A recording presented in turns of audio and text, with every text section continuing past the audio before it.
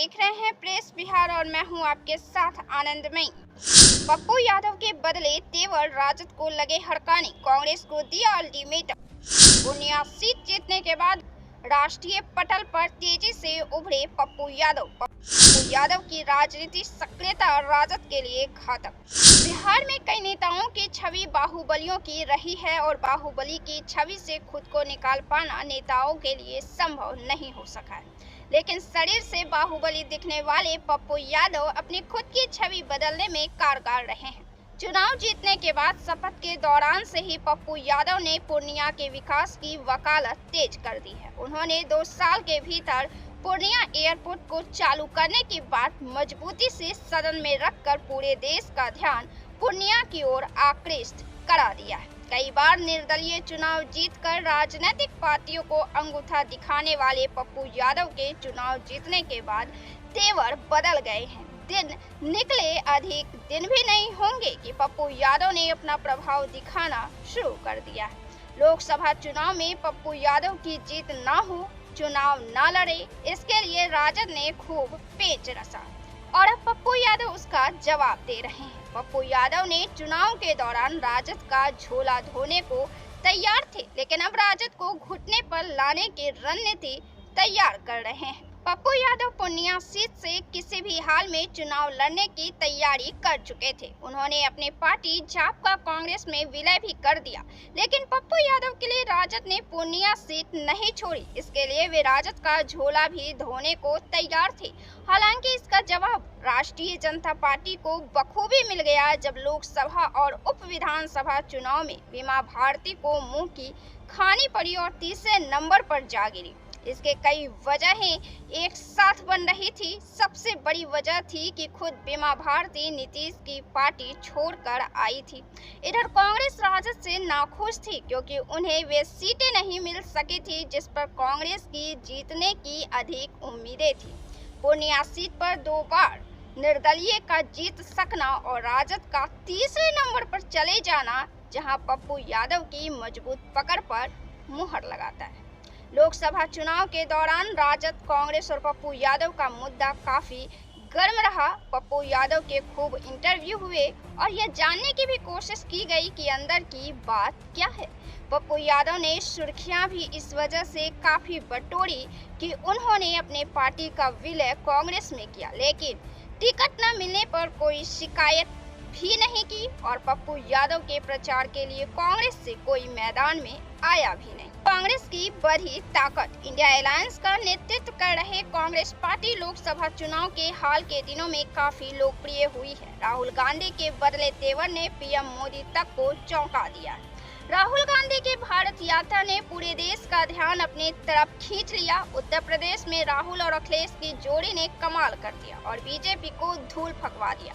इस चुनाव में कांग्रेस देश की दूसरी सबसे बड़ी पार्टी बनकर उभरी है, जिसके बाद से अब कांग्रेस के तरफ लोगों का ध्यान काफी आकृष्ट हुआ है। बिहार में राजद के साथ कांग्रेस का गठबंधन है और यहाँ क्षेत्रीय पार्टियों का दबदबा है। राजद के रहमो करम पर कांग्रेस को सीटें मिलती है, जिसे लेकर कांग्रेस कार्यकर्ताओं में काफी आक्रोश देखा गया है। बिहार में थर्ड मोर्चे की दरकार। बिहार में भाजपा बनाम राजद है और नीतीश कुमार जिधर मुड़ गए, जीत उधर मुड़ गई। इसका सबसे बड़ा फैक्टर ईबीसी और महिला वर्ग का नीतीश कुमार के साथ अस्थायी होना है। प्रशांत किशोर की पार्टी तीसरे मोर्चे की बनकर तैयार हो रही है। प्रशांत किशोर के कार्यों से बिहार प्रभावित है और उनकी कार्यों को सराहता भी है, लेकिन प्रशांत किशोर की असल हकीकत चुनाव के रिजल्ट ही स्पष्ट करेंगे। तब तक हमें इंतजार करना होगा। लेकिन अब पप्पू यादव ने कांग्रेस से बड़ी मांग की है और अपने विचार पेश किए। कांग्रेस को बिहार विधानसभा चुनाव अकेले लड़ने को कहा है और कहा है कि जब तक कांग्रेस महागठबंधन के साथ रहेगी तब तक बिहार में तीसरे विकल्प की गुंजाइश नहीं रहेगी। पप्पू यादव ने कांग्रेस और राजद को अल्टीमेटम दे दिया है और कहा है कि यदि कांग्रेस ऐसा करती है तो सारी दुकानें बंद हो जाएगी।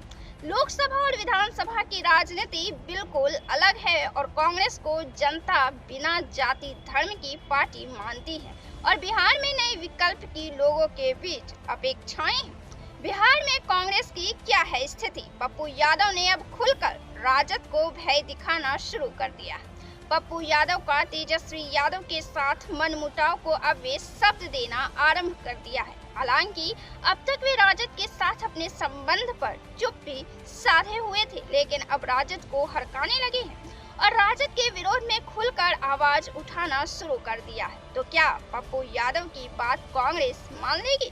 तो क्या कांग्रेस बिहार में चुनाव अपने दम पर जीत जाएगी? ये सवाल तो आपके भी जेहन में उठ ही रहा होगा। बात करें बिहार में कांग्रेस की स्थिति की, और वो भी विधानसभा चुनाव में, तो यहाँ क्षेत्रीय पार्टियों का काफी महत्व दिया जाता है। क्षेत्रीय पार्टियों की अपनी वोट बैंक है, जाति से प्रभावित वोट बैंक है, तो लालू और नीतीश के शासनकाल से प्रभावित वोट बैंक है। और इनका वोट बैंक तब तक कोई भी अपने पाले में नहीं कर सकता है जब तक इनके नेता की स्थिति दयनीय न हो। ऐसे में या तो प्रशांत किशोर की जनसुराज हो या राजद से अलग होकर कांग्रेसी मैदान में क्यों न आ जाए। थोड़े प्रतिशत के हेर फेर के बावजूद यहाँ पार्टियों का अपना वोट बैंक अस्थायी है। बिहार में राजनीतिक स्थिति यह साफ है कि क्षेत्रीय पार्टियां राष्ट्रीय पार्टियों के मुकाबले अधिक मजबूत है।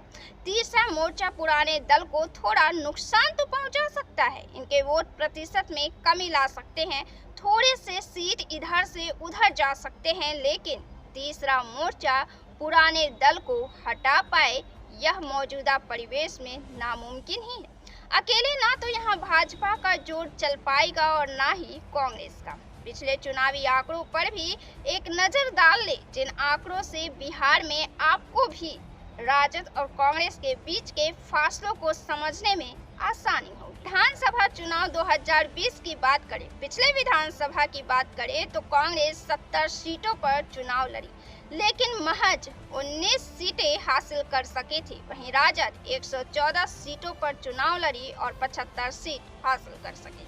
कांग्रेस को जहां 9.48% वोट हासिल हुआ, वहीं राजद को 23.11% वोट हासिल हुआ। विधानसभा 2015 में जहां राजद को 101 में से 80 सीटें मिली थी, वहीं कांग्रेस को 41 में से 27 सीट मिली थी। राजद का वोट प्रतिशत 18.4 रहा था, तो वहीं कांग्रेस का 6.7 वोट प्रतिशत रहा था। विधानसभा 2010 की बात करें, जहां कांग्रेस 243 सीटों पर चुनाव लड़कर महज 4 सीट जीत सकी थी, वहीं राजद 168 में से 22 सीट जीत पाई थी।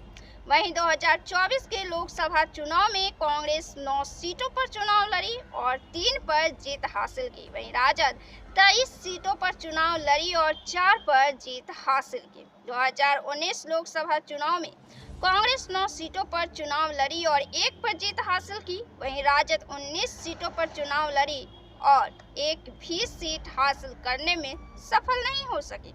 2014 लोकसभा में कांग्रेस 12 सीटों पर चुनाव लड़ी और 2 पर जीत हासिल की। वहीं राजद 27 सीटों पर चुनाव लड़ी और 4 पर जीत हासिल की। तो पप्पू यादव अब तक पूर्णिया और मिथिलांचल में अपने प्रभाव स्थापित करने में जुटे थे और अब वे सक्रिय राजनीति में एक्टिव हो रहे हैं। सीधे तौर पर किसी भी पार्टी पर पप्पू यादव का हमला काफी कम ही देखा गया है, लेकिन यह पप्पू यादव की राजनीति का अपना अंदाज है विरोधियों पर प्रहार करने की। तो आप पप्पू यादव को लेकर क्या सोचते हैं? कांग्रेस को दिए सलाह को आप कैसे देखते हैं? अपना राय जरूर दें। वीडियो को लाइक करें, शेयर करें और चैनल को सब्सक्राइब जरूर से कर लें। बहुत बहुत धन्यवाद।